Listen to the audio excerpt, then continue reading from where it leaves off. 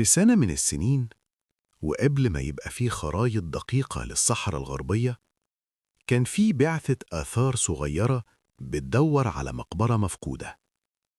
المقبرة دي كانت منسوبة لفرعون غامض اسمه ما اتكتبش كتير في التاريخ. كانوا بيسموه الملك الذي محي اسمه. الغريب إن مفيش تماثيل واضحة ليه ولا نقوش كاملة باسمه.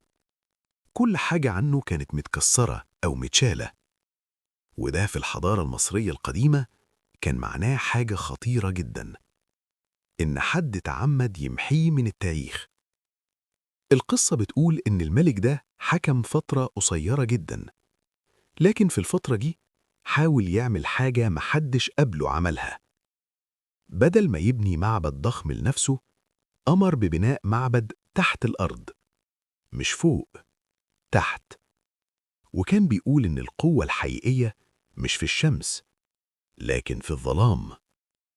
وده كان عكس عقيدة المصريين اللي كانوا بيقدسوا الشمس والإله رع.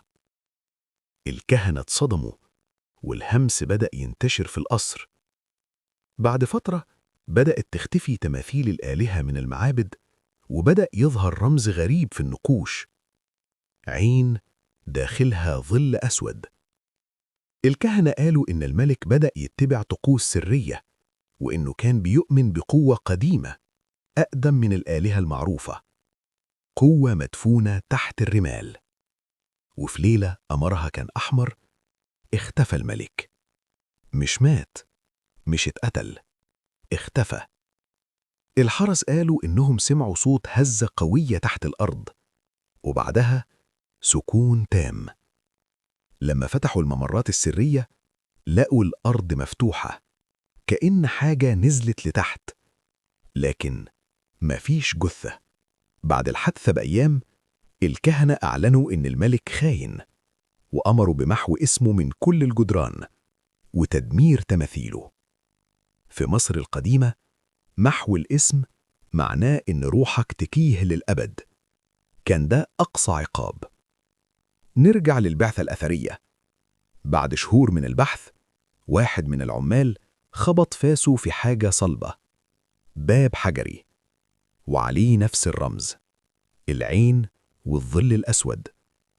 الباب كان مكتوب عليه جملة واحدة: من يدخل يوقظ ما لا ينبغي إيقاظه. طبعا الفضول كان أقوى. الممر كان بينزل تحت الأرض بزاوية غريبة، كل ما ينزله الهوا كان يبقى أتقل. الحيطان مليانة نقوش مش شبه أي نقوش مصرية معروفة، مش رع، مش أوزيريس، مش أنوبيس. وجوه طويلة بعيون واسعة جدا. وفي آخر الممر لقوا قاعة دائرية فاضية، إلا من تابوت واحد من غير اسم. فتحوا التابوت، فاضي، لكن على الجدران حوالينه كان في نقوش بتصور الملك واقف قدام ظل ضخم، وكأنه بيقدم له حاجة. بعض الباحثين قالوا إن ده مجرد خيال ديني، والبعض قال إن الملك كان بيحاول يعمل طقس للخلود. بس في حاجة غريبة حصلت بعدها. واحد من أعضاء البعثة بدأ يحلم نفس الحلم كل ليلة. ممر طويل، وصوت بيقول له: الاسم هو الحياة، وانت نطقت باسمي. بعد أيام الرجل اختفى من الخيمة بتاعته. مفيش آثار مقاومة، مفيش آثار أقدام، كأنه تبخر. البعثة اتقفلت، والمدخل اتردم تاني، والتقرير الرسمي قال: لا يوجد شيء غير عادي. الحقيقة، هل كان في فعلا ملك حاول يكسر معتقدات عصره؟ هل كان في طقوس أقدم من ديانة رع؟ ولا دي مجرد أسطورة كبرت مع الزمن؟ الحقيقة إن في فعلا ملوك اتشالوا من التاريخ، وإن محو الاسم كان عقوبة معروفة. بس فكرة المعبد تحت الأرض والرموز غير المعروفة لسه لغز.